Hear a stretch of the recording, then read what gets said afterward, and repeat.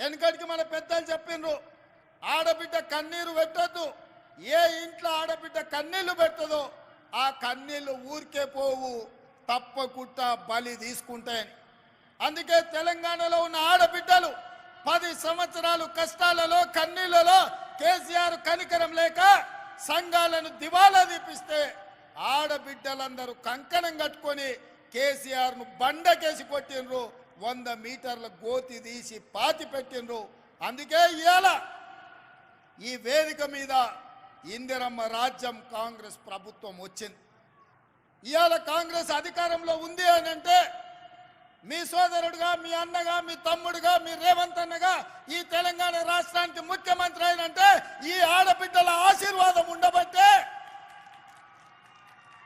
మీరు నమ్మి విశ్వాసంతో ఓటేసిండ్రు కాబట్టి ఇవాళ కాంగ్రెస్ పార్టీ అధికారంలోకి వచ్చింది.